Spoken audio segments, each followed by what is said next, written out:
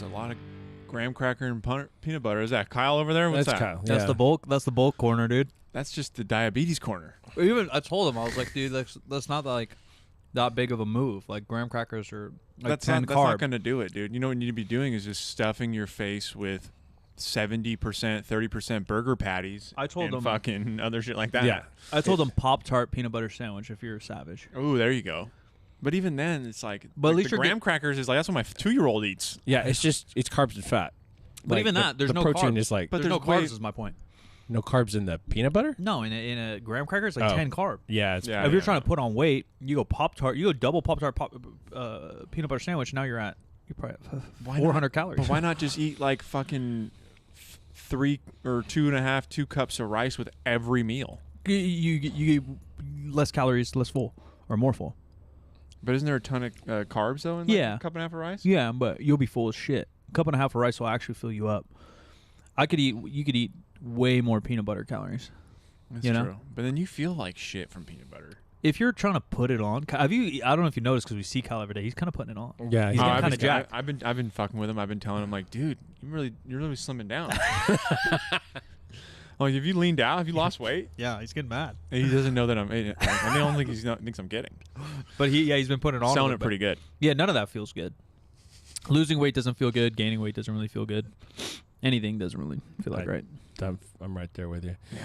Yeah. So speaking of food, this documentary is ostensibly about food, but not. It's very much in the end not. You would like the draw is food, and Anthony Bourdain has always been associated with, crazy high dining and crazy low dining, around the world. Mm-hmm. This documentary is called Roadrunner, a film about Anthony Bourdain that came out last year, mid-year. Oh, really? Okay. Yeah. It felt new. Yeah, it's like July maybe. The director is Morgan Neville. I think that they pretty clearly had access to like things that were shot and maybe not used for all of his shows. B-roll. It sounded like they were rolling constantly. Yeah, And the only interviews were like people on the crew.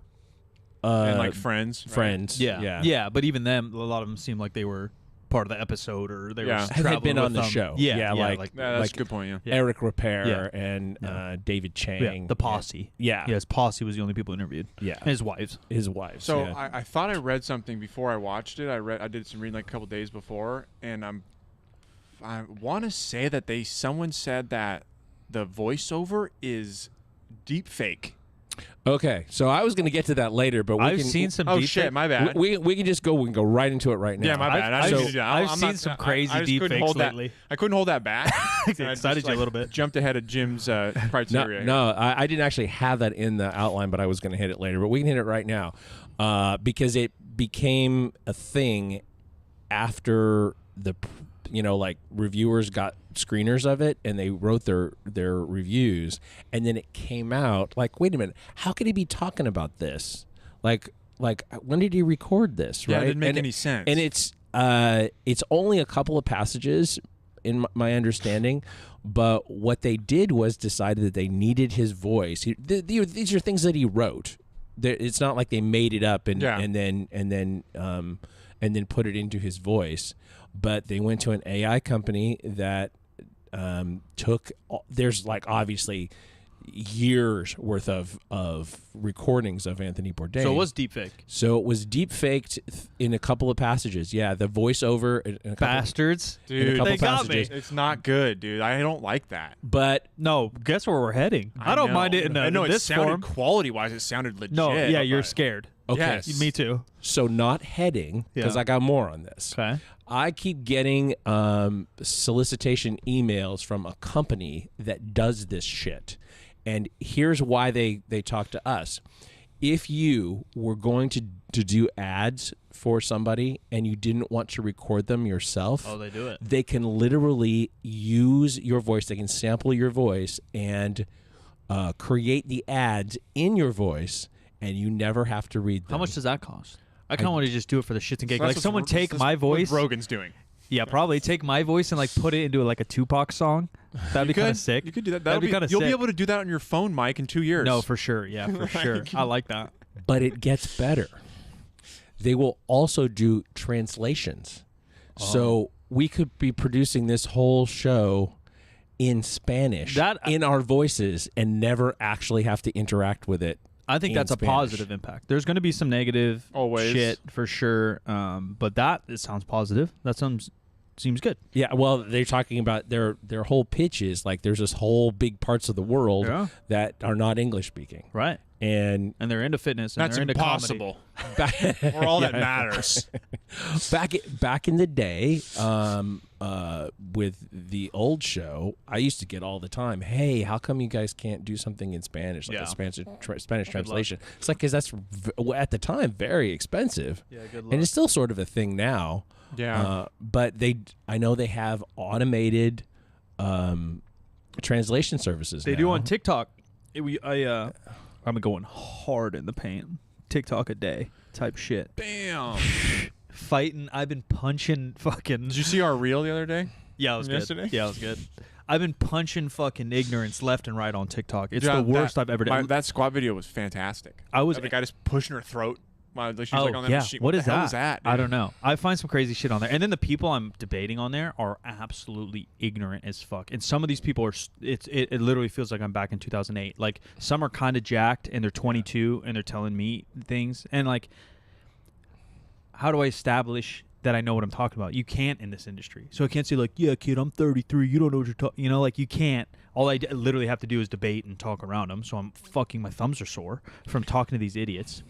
But when you have a couple TikToks take off, you get a notification at the top that says so-and-so admin from TikTok is translating your TikToks into other languages. Really? Oh, okay. And so I'd imagine it's AI. No way someone's typing through Well, my shit, bullshit. dude, they have those Might be. websites now where you can you can't do it in California, but in a lot of other states, you can full-time sit on a computer and watch or listen or whatever to whatever someone's video they send it into. It's like a freelance thing, and you just either do the subtitles in English and translate, or if it's just English and they want subtitles, you just sit there and type all day, and you get paid by the project. It's like a full on job now. It's like a Fiverr kind of thing now. I mean, there's a need for it again because content stems from America, like a lot of pop culture and stuff, but it's consumed everywhere. Makes sense. Yeah. Anyway, it's like I really forgotten about that component of this film, but when I watched it, like I said, there were parts where, well, why would he like record that? Yeah. Like unless they knew he was already making this documentary. Yeah, and they weren't. No. Right. No. They didn't start it until like a year after he died. Yeah. If you're not up to speed, he committed suicide while they were filming. Yeah, like on set almost. The show. Yeah.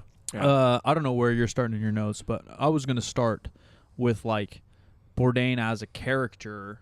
Kind of blows my mind in some senses. Like I think we talked off air a little bit too, but like I know friends, parents, that like hold this guy up as like a hero. Yeah. That they emulate, they love. Kind of a pop culture icon, yeah. Yeah, and that's something I could never relate to. I think multiple times I was talking to a friend the other day about it. I was like, yeah, I'm doing a podcast on this coming up, and I don't think I've had any human like that. Like I like Michael Jordan, but I never wanted to be Michael Jordan. Mm-hmm. Like and maybe I'm a fucking weirdo, like any like hero, and I kind of made them up to like relate, or always like fake. They're like animated, you know. It's like fucking Yoda, it's fucking Rafiki from Lion King. Like I think those guys are cool. Like I want to be like that. Like damn, that dude's goofy and he's really wise. Like I like that, you know. I've never taken like a human and be like, wow, I want to eat clams in Ecuador. Like I think you're the exception. Yeah, maybe. Well, I think, but then on top of that, I think Bourdain, even after watching this, and I've watched some of his episodes in the past. Like I've watched sometimes when we went to Argentina and stuff. I don't really like traveler food shows; it's not my cup of tea. Definitely a big market for it, though. And that's, huge. And, no, it's and fucking when he huge. came on the scene, he was like the Michael Jordan of that. Yeah, and so even now, even after this, I don't really get it. Maybe that's me, but I don't really get it. I think that I don't get him. You know. Even though a couple things, which we'll probably dig into later, a couple things do relate to me, but they're the things in me that I don't, not that I don't like, but they're the things in me that cause imposter syndrome. Mm-hmm. I'm like, oh, I understand that because I have that, yeah. but not because I don't understand that because I think you're fucking sick and I'm sick. Yeah, I was actually we're not both dope, we're both losers, and that's why I relate to you. I was reading this article in the Atlantic, I think, about that when the doc came out about like the whole thing is like a testament to his level of imposter syndrome. Right. Yeah, that's the majority of his talking, really. But you get it because like the whole like writing Kitchen Confidential and then just exploding from that, like it all happened so fast and went so crazy and sustained for so long. That's like, true. I totally understand how on a daily basis he might question like everybody's sanity. It was in holding him up the way they did. It was short and quick, but I think it was within the first half hour. He says like, "I'm not that good of a chef, and I worked in a shit restaurant." Basically, he used different struggling, words. Yes, like a failing, struggling restaurant. Yeah, and then I think somewhere mid-level cook or something. Yeah, he doesn't. Say, he never says like, "Yeah, I've worked." Midline, I think is the word he said. Yeah, he's never said like, "I worked really hard and I'm pretty good at what I do." Like he didn't say it humbly. He didn't say it braggily. He basically said he sucks. I think that when he put out recipes, it wasn't his own. He was collecting them. He was curating them as opposed to that there were things that he came up with himself, which is celebrity chefs, real celebrity chefs. That's what they do. Yeah. They come up with recipes or they do a spin on something that's been done forever or whatever, and that brings new flavors. For sure, but that's everything everywhere. Like no musician invented a note. Right? No. You're taking tones and whipping them together. You're taking riffs and whipping them together. And I understand that, but I thought it was not only self-aware and a little imposter syndrome, but for him to say I suck. And that kind of set the whole thing. That's one of the things I do relate to. Like I'm not much of a power lifter, but here I am 10 years into the game doing okay. So what I got from the kind of the beginning stage of the documentary is they talk about how his book was almost like a behind the curtain on like kind of what really goes on. I haven't read the book, but I haven't either. Kind of like what really goes on in the restaurant industry. Right.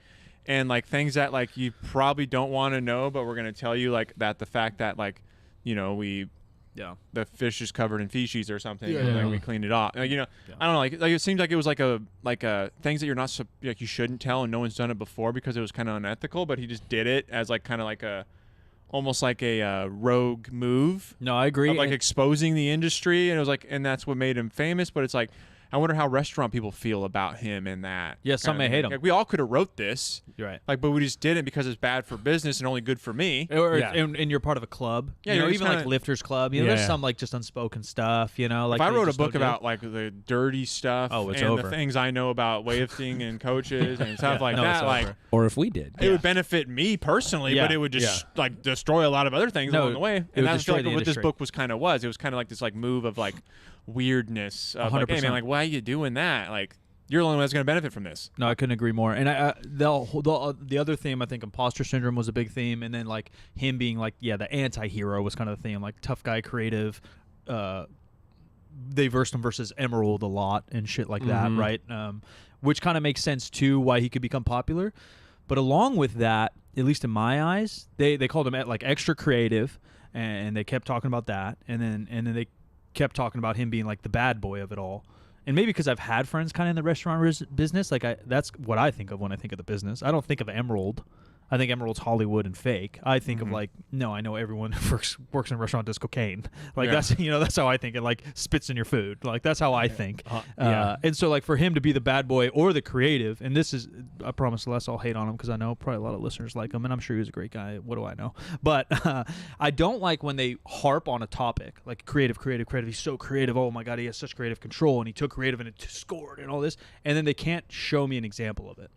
The clips were pretty minor of like talking about him like without the sunset and us walking. Yeah, and that's hard to do. It is hard to do, but I've seen multiple Michael Jackson. You're just a creative director now for like a producer, or not a producer, like a director. Yeah, and if I'm walking in the Swiss Alps and it's a sunset, any motherfucker could say, "Hey, that's pretty." So counter to that, to give an example why it is difficult to show, but I've watched Michael Jackson behind the scenes and all this and that, and there's like a scene where he's setting up for tour and he's got a live band and he brings in like an orchestra, and he's not even much of a musician, really. Michael Jackson was not much of a musician, especially if you compare him to like a Prince or someone else, like whatever. He's not classically trained.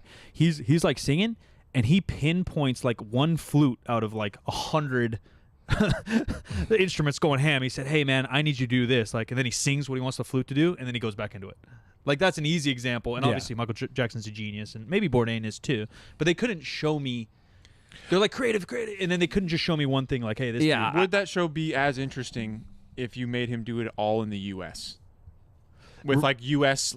is it- visuals, U.S. landscape. How good or would was I it be? the Right. submersiveness that you felt in these places that you'll never see normally? Yeah. Is that what was interesting, or was it really him? That's where you got to kind of decide for yourself. And that's what I didn't know either because I didn't watch the show, is that it sounded like the first couple seasons were more of like a Jackass show. Hey, Yeah, it go was- eat Cobra Heart. It was like that Yeah. other guy. What's the other food guy with the bald head that eats all the weird stuff? Heavier set guy. Andrew Zimmer.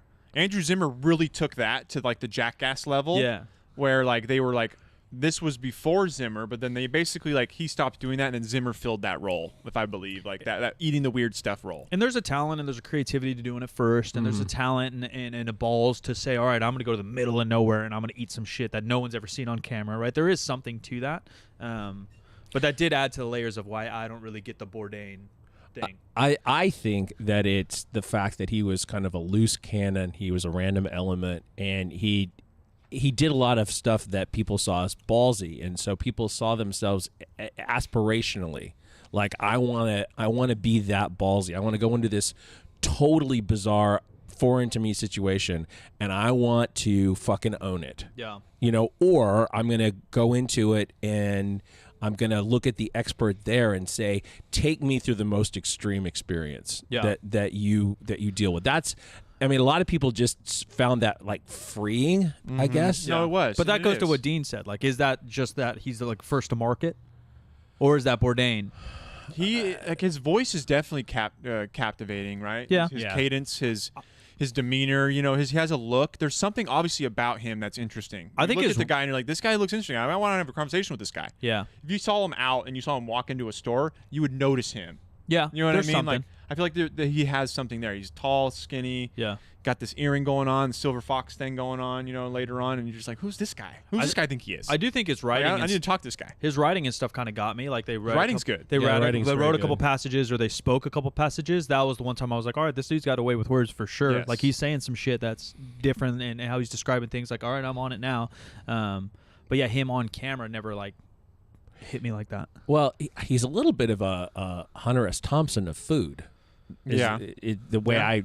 I perceived it. Yeah. A lot of people felt the same way about Hunter S. Thompson. It's like, and this guy's fucking crazy, and he's going to take me on an adventure that I won't go on by myself. Yeah, it's And- living the fantasy through them. Right. Right. Like even how he said about himself, or one of the ladies said about him, is that he never left the state. Yeah, that was wild, right? That some of his He went from talking, never leaving into his 40s. He never left Yeah. the U.S. I think Yeah. he was like 43 Yeah. when they started the show. I Yeah. believe that's what they said. the first show, yeah. And he had never traveled anywhere. Yeah, which and is then he went to like the complete other end of that. Yeah. And like that was what I was getting at too. Is like, the only time he ever traveled was like kind of in his head and his fantasy, Right, in his and, like, writing. fantasizing about like doing these adventures, like how they would go, because he was a big reader of like all types of reading and stuff like that. I don't know. Obviously, this is not a fitness industry film, but my tie-in to what we talk about is the underlying theme of his mental health and or mental illness, and how drugs were an obsession earlier in his life, and that sounds like like he was treating himself for his other demons, and then eventually it became jujitsu. Yeah. And Yeah, or he- anything. yeah, Work. Yeah. or right, yeah, Relationships. so far in it that's all he could talk about. People are like, please don't talk to me about that anymore. Yeah. And we've all known those people around lifting. CrossFitters, really. Yeah. and power lifters in the, No, in yeah, the it's first all of them. 2 years No, it's of all their, of them. Yeah, I'm just kidding. It's the you're just replacing one addiction and one distraction with another, right? Right. Right. You And just even his one constantly need to friend. be busy doing something. That's very addict behavior, right? Yeah. And like ex-addict or recovering addict behavior, and it kind of all made sense. Yeah. His one friend kind of brought that up. Like, yeah, he straight up asked him how he went cold turkey, and then quickly realized he didn't really. He just started replacing things. Yeah. That's where like Dark Mikey related to him in not a good way, where he's like sitting on the beach. He's like, yeah, I was doing heroin out here. And he's like, I had great parents. I had a great life. Look at this. What am I to be angry about? And that's kind of how I feel. Like, talking about therapy, we talk about mental health here a ton. Like, I had great parents. I had a great childhood, and still there's some darkness in me. Luckily, I avoided drugs my whole life for now. And so, like, I have other demons, and I go to therapy, and I figure my shit out. But, like, I related to that, where Yeah. he seemed lost, and he didn't know why. Yeah. Because a lot of times you can say like my parents left me, or I was beat, or I got, I was homeless, or you have all this terrible luck, and then you get on heroin and you have some demons or whatever. He didn't seem to be able to pinpoint one for his own self. Yeah, and I think it's just underlying mental illness. Anxiety, depression, whatever. Yeah. This came with his package when he unwrapped it, not things that were done to him, probably. Yeah, it's just how he was wired, and he always, it almost felt like he needed an escape. Right. He was an escape artist, right? Like constantly looking for that next escape, constantly looking for that next woman. Thing. Remember where there one point in the documentary, a little bit later on, his baby mama was talking about how at some point he literally just took off and was just going everywhere, and we didn't even know where he was going anymore. Yeah, he was just in such a travel mode. They weren't even filming. He was just doing his own exploring, doing his own submerging, into these environments all over, whether it was in New York or out of this country, and just constantly just chasing that high of something new, a new experience. Addicted to new experiences. Adrenaline stimulus. Start jumping off huge cliffs and whatever. Like he's adrenaline junkie.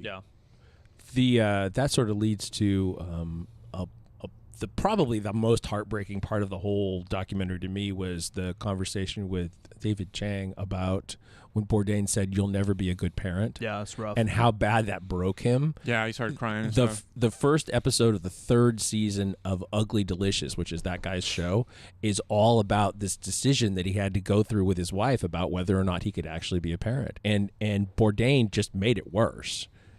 Just deflecting. Yeah, and he had a terrible relationship with his own father, and so that's probably part of the problem that Bourdain latched onto and said exactly the wrong thing. Yeah. Some of that impulsive reaction, just self issues, and just spitting them out at somebody with not even thinking about the repercussions because it momentarily made you feel better about yourself, right? Or justified bullying how you were doing, projecting, putting others down to make you less self-conscious. It's like, dude, not everybody's you, man. Some of it did get kind of dark, and even that I started and maybe obviously the documentary tries to span his entire career, and he did so much stuff, so it's hard to do. But he also saw so much negative, terrible stuff. Right, he did all the places he was going. Right, and the women that he, those relationships seem to always overlap, and so the stress of this poor guy's life was probably through the fucking roof. Mm-hmm. And it's maybe just the stories and how the interviewer asked. A lot of the crew and his friends and stuff didn't have a lot of positive stories. No, they didn't. And so that makes me question, why are you guys? But yet they all seem obsessed with him. They all seemed fans of him rather than friends of him, from my point of view. It's just it's hard to say how it really was from this because it's all interviews. It has a theme, it has a narrative. It's That's hard to say. They kind of mentioned it where they talk about how his highs were really high and his lows were really low, as expected from the mental health stuff. But they never really talk about or never really mention about what was going on during those high highs and what they didn't give me an example. example. Would talk about. It was kind of just more based on the negative side of that. That's what I wanted. Man, we were on the boat and we were stuck in the elevator, and man, he had me laughing the whole time. Worst day of my, there's no story like that. There's no story it was shit and we had no food and no lights, and still Bourdain, we had a 3-hour conversation, best conversation of my life. I didn't hear anything like that, yet they seem to be so attracted to this person. I think that that when he was good, he was so delightful and made you feel good. And I think the flip side of that was that when he was not being delightful, he made you feel bad. Yeah. But on balance, they felt good. And so, I mean, I've known people like this, and I think we all have. Yeah, for sure. Where and the more charming someone is, the more likely you are to tolerate the downsides. Yeah. And it really takes a long time for you to say, okay, I've had enough. And I don't really know. I didn't really like clock this exactly, but when his relationships ended with his wives, did he end them or did they end them? And I think it was him. I think it was half and half. The baby, the first one, I think he ended because he found a new one. The baby mama, he found a new one, and then the last one, she said they'd kind of been done, even when he was there. Yeah, she said that, and he said that, and then he found the Hollywood director, the Italian actress. Yeah, and then it sounded like she ended it by the tabloids. They Yeah. never really dug in. They said tabloid, and then they never went. But what they do really throw, and maybe this is the story or not, but they really throw that as the reason he Killed committed himself. suicide. Yeah, because she was seeing somebody else. Yeah, supposedly. or maybe, yeah. Yeah. I don't know. Yeah, that was And that was like the last 20 minutes, 15 minutes. That Right. kind of went over. Is that to little bit, tell right? the story, or is that what people really think, or did someone have a conversation, or was he just at that limit? I know that like the actual like cause of death or like reason for death has been pretty much kept fully under wraps or whatever. Like, Yeah, like how from like getting out. I think it's been like very like well tight locked, like that whole end of his life situation. So like, but the fact that they even went to this extent's the most I've heard about it. Yeah. And any news article or New York Post. Me too, for sure. Just because I wasn't tabloidy stuff. I wasn't a huge fan, so I never like dug into any of this. Again, I watched like 3 episodes max, maybe, of what he's done. On a little bit of the brighter side, one of the first things I truly remember from Bourdain, because my dad watched the Food Network a lot, and he, for some reason, liked the Food Network shows, and he liked cooking, but so I guess that makes sense. But I will never forget watching that 2006, that episode where he was in, where was that? Israel? When they were doing like in the middle of a war started. That's when he a was crazy there. part of the movie. Holy cow! I highly recommend anybody that hasn't seen that episode, or I think it's a 2-part episode. I think it's Syria. But Is I could it? Be wrong. Oh, Is it Syria? I think you're right. Yeah, I think you're right. I think it is Syria. So if you can go and find those episodes, like it is the most intense. I bet. It was like that's how I was introduced to his show. I was like, what is this guy's like on a food show, and all of a sudden this like war's breaking out, and they're hunkered down in their hotel room, and like bombs are going off. And they show it's that like, in the real episode. Oh, it's intense. I mean, that part too is like again first to market. It makes sense. Like rather than just cutting it or just filming inside a fancy kitchen, they're like, no, we're gonna like show what happened. Like we're gonna show an And they do, experience, and they right? do. Like that is very different than a food show. There was a point in his in the episal where like they were like fearing for their lives for a good minute there. Like they didn't know what was going to happen. Like then the they're at the building that pool. they're in is being like rumble explosions are going out right out front. Yeah. The building's moving. Yeah. Yeah. It was intense, and I was kind of hooked from there. And I think that was a big turning point in his career. Also, I think when that came out, I'm like, sure that went, that's pretty drastic. viral back in 2006, whatever that means. Yeah. Yeah. No, that makes some sense.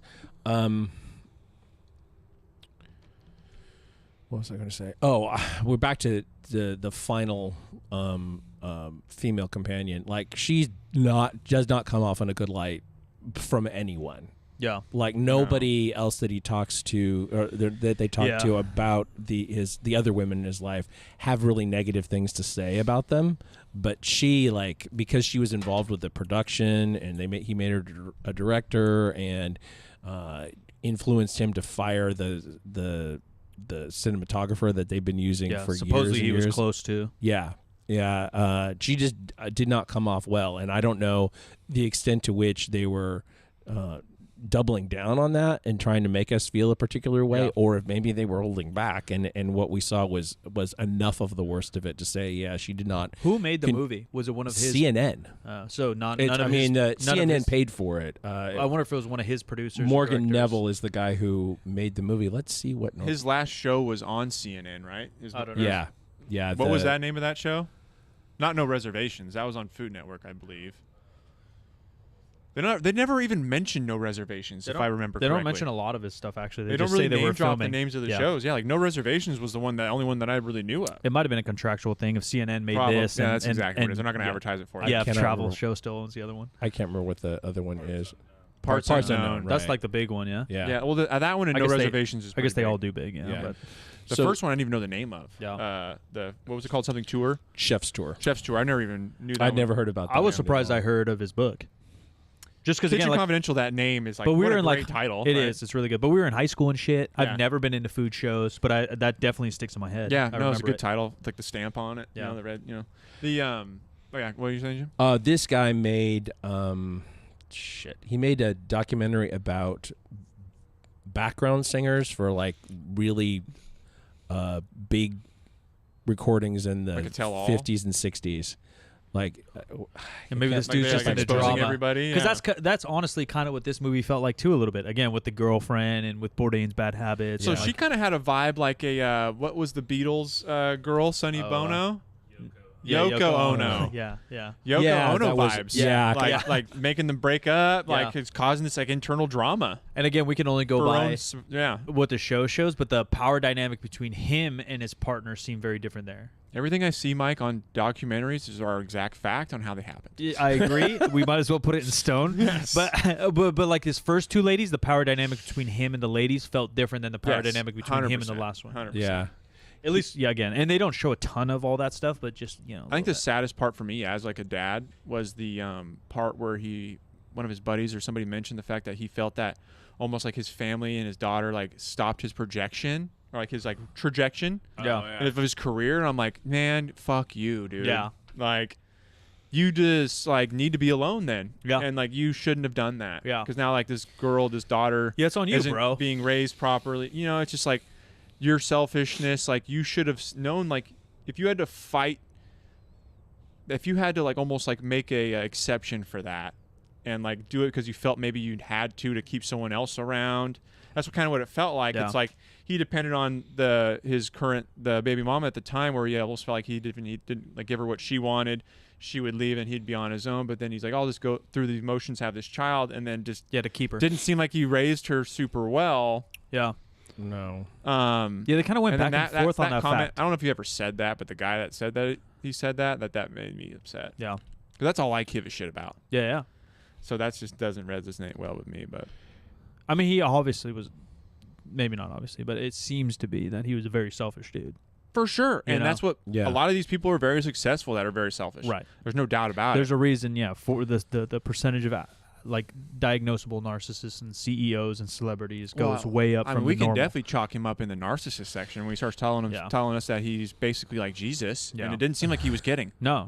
And even if he was kidding, you know, like you could tell, like Well, his buddy was kind of he like laughs it off with it. his buddy like kind of chuckled at it, and he's Yeah. like, "What? Like, think about it. Yeah. Like, look what I do." Yeah. And he was just like, didn't have a smile on his face. It Yeah. wasn't like he was like the sarcastic like actor Joker type guy that Right. would like and then break a smile and laugh. He was like kind of like, "What do you mean I'm not?" Yeah, Almost felt offended that he didn't believe him. yeah. That was kind of weird. No, Remember that? No, I got tons of vibes the whole time from that. And yeah, again, like how he manipulated his friend to feel bad about being a bad dad when he's a Yeah. bad dad. Like that's narcissistic. Yeah. That's like keeping you like close to me. Like it's all right though. Like you have me. Like you're a shit dad. And you won't be a good We're both dad. shit but dads. Let's just be shitty dads together. Kind of. and Yeah. Just like, yeah. you know, Yeah. It's do weird. us. Yeah. Yeah. Yeah. I don't like it. So this director has done a lot of biography stuff before. He did Johnny Cash. He did Keith Richards. Man, he likes He also directed. He's got a type. Yeah. He's got a type. He also directed 3 episodes of Ugly Delicious with David Chang's show. So Oh, yeah. that's All right. he didn't actually work with Bourdain, but he did with. Yeah. I was actually watching some of those randomly on Netflix, The Ugly Delicious. And I didn't even chalk up the fact that was the same guy. Yeah. I had seen that dude's face too, and I knew who he was. I knew I recognized Yeah, him, but I was same. like, maybe I'm just thinking that he looks familiar. Yeah. But it was from that show. Yeah. But again, I don't watch any food shit. I'm too fat. I get too hungry. The thing about food shows, for the most part, if they're well done, you see a little bit of something that you didn't know.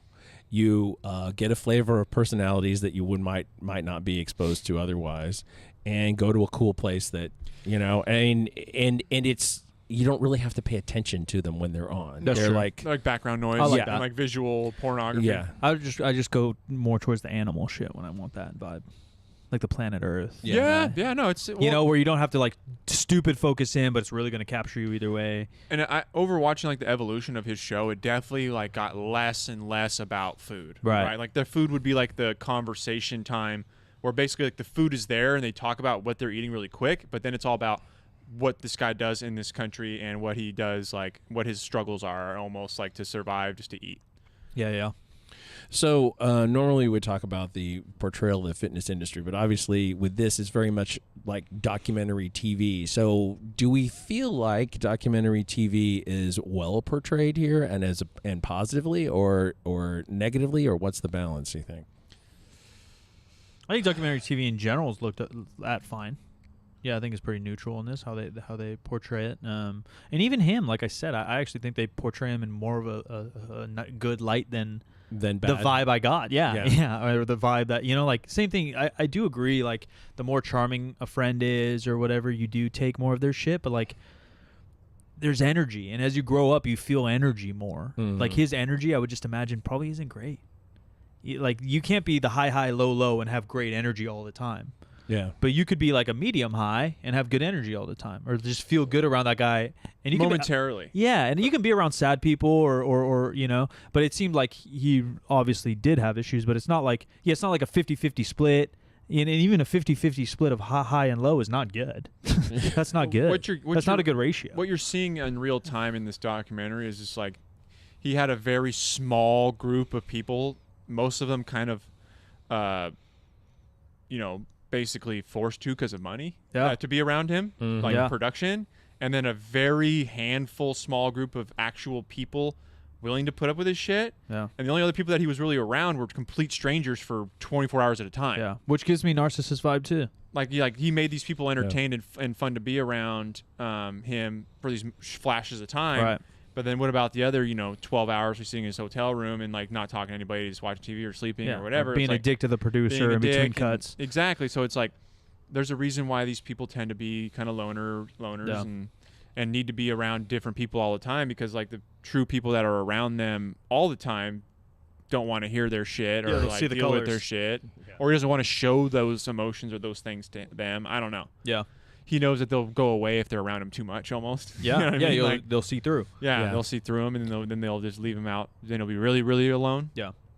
I watched this on a plane, and so I wasn't thinking about the length of it, but how would you guys judge the length of it? It didn't seem to drag to me, but I was on a plane. I wouldn't say it dragged. It could have been shorter, but it was goodish. Yeah, goodish.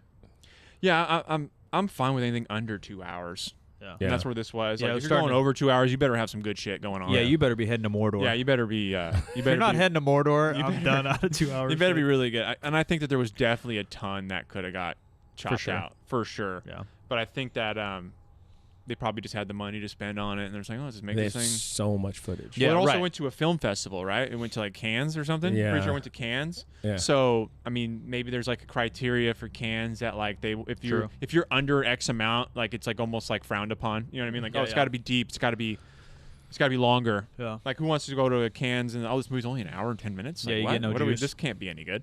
True. Yeah. Even though it probably would have been better. I thought I thought they did a good job with the ending of seeing people going on with their lives. It's like, okay, well, I had this, like, this was my friend, and I had something of an obsession with this person, and I've just told you kind of a lot of the bullshit that I dealt with this person. Yeah, it was a therapy session. Yeah, and then toward the end, everyone's like, well, I'm cutting my hair, and I'm shaving my beard, and I'm... The mural at the end where the guy paints over it, that's fucking amazing. The music was cool. Yeah. That's a little at the end. It honestly wrapped pretty good. Yeah, most documentaries don't put a bow on it that well. Yeah. No, the whole story evolved really well, because even in the beginning, you don't really get the emotional side. You get kind of the exciting side and the viral feeling. And no, it was a good little roller coaster. Probably one of the better endings that we've seen, I think, in these documentaries that we've watched recently. I think it had one of the better endings. Yeah, I would agree. It's like, okay, let's just end this. Yeah. Let's move on. Yeah. And here it is. Yeah. And it was like, but it had like a theme and it had a vibe and it had this is cool. Kind of punk rocky, kind of fit the whole tone. Yeah. I agree. Let's rate this thing. I'm trying to think of a really good thing that we represented in this film that you don't see everywhere that would be a good representation. Like probably some of the exotic ass food stuff. What were there testicles in this movie? No, he ate a pumping cobra heart. Cobra heart. There we go. Okay, so let's rate this in 1 to 5 pumping cobra hearts. Can I ask you guys what the weirdest shit you've ever eaten is? Oh shit! I would have to think about that. I've eaten baloo. I've eaten like worms. That's pretty weird. Just for funsies, just for as a well, kid. here's the thing. Yeah, when we were like with a side of boogers and crotch sweat. When we were 13 and my buddy had a video camera and we had a creek by us. Lit. We were filming skate tricks and filming us eating worms because Jackass was a thing. No, that's good. Yeah. So I guess technically it was probably the worms when I was 13 or 12, and we wouldn't chew them. We'd just swallow them whole. I like that. Like goldfish. Yeah, and it just tastes like dirt. Yeah. Yeah. Like beets. I think beets taste like dirt. So. Yeah, I hate all that. So worms. You seen baloo though? Huh? Baloo? Uh-uh. It's the half fertilized egg, and so you crack the egg. And yes. Yeah, yes. I've eaten that. On Yes. of course, I'm not doing that, and this makes me sound dumb, but it is good too. I'm only doing that on camera. Yes. Yeah. Yes. Yeah, we did And that's it on why I camera. only ate the worms. Yeah, no, for sure. Yeah, There's mine was camera. on camera. I lost a bet. Oh no! Like you can see like the fetus, and not even the fetus. Yeah. But like the did it have Embryo, feathers? Yeah. So our friend Ren, of course, fucking made it look how it's supposed to look. Because normally people just crack the egg and kind of go, but because it was camera, she like perfectly did it and took part of the yolk out. And yeah, it's a fucking. I felt a beak in my fucking mouth. I almost threw up. I had a Gatorade. I still hate Nadim for this. I had a Gatorade set up, and there's 30 people watching me eat this. You know, the only white guy fucking down there. And I go to bite this thing, and I go to grab my Gatorade, and Nadim slaps the Gatorade out of my hand, and then I just like gag. I don't throw up, but I'm just like, I don't even like eggs. I don't even like regular fucking eggs. And here I am eating Texture a thing for you. yeah, and just the taste. Yeah, all of I it. fucking love eggs. Yeah, I'll eat them if they're in a scramble or whatever. But Yeah. now we got a bird. I'm eating now a we're eating a bird. bird. I'm eating a raw bird. There's a bird in there. Yeah, there's feathers. There's literal shit. feathers. Little baby dinosaur I shit. think I'm good. Scale of 0 to 5. Pumping Cobras. Pumping Cobras is a sick band name, by the way. Dude, I have this mock-up. I got to show you this Caffeine Cobras. shirt I Caffeine made. Cobra, dude. The I gotta show you Pumping the Cobra. mock-up. I'm giving it. I'll go like a 4.25. 4.25 out of 5. Yeah. Yeah. That's a good one. I'll, Yeah. I'll go with a solid 4. Yeah. Solid 4. Yeah. Four pumping Cobra hearts. 4 pumping Cobra hearts. I'm about probably in the middle of that, like 4, and maybe Yeah. a little bit higher, maybe 4.5. Yeah. Maybe 4.5. It's definitely our pumping highest Cobra hearts. ranked then, probably. Yeah. so Yeah, I far. think I don't think we rated Icarus, but I know we all liked Icarus. Yeah, it's Icarus probably is Icarus good. is the best thing we've seen so far. Icarus Yeah, this was yeah, really this good. is second. No, this is good. This is this in the was game. well presented, I guess. I'm not going to watch it again, but I'll recommend it for sure. Yeah, I didn't watch it again. Yeah. To be honest with you, I watched it on a plane, and I was going to watch it You again. It's like, retained a lot yeah, no, because I just watched it. Yeah. and that was all pretty good. Oh, solid. Yeah, check it out. I think it's worth a watch. And I hate food shows. I like travel shows. Okay. This is very, very minorly about food, though. yeah, they don't do anything, which I Barely. like, which is Yeah. good. Because if they start talking about all that shit, I get bored. Besides the fact that how he'd rub his balls against like pizza on the line. Yeah, No, I'm just kidding. I happens. made that up, but probably happened. No, it for sure happens. I'm sure that probably happened. Yeah. All right. Where can people find you, Dean? DeanSedores.ck on IG and all that stuff, and Caffeine and Kilos. Hit us up. Ladies and gentlemen, thanks for listening. Give us a rating review. Be sure to share this out. New podcast every Wednesday and Friday. I'm Silent Mike everywhere you want to find me. 3sb.co, 3rd Street Barbell. Come stop by, come hang out, and we'll catch you next time. I am at TJ McD on all those social media. The show is 50% facts, where percent is a word and 50 is just numbers, and we'll talk to you next time.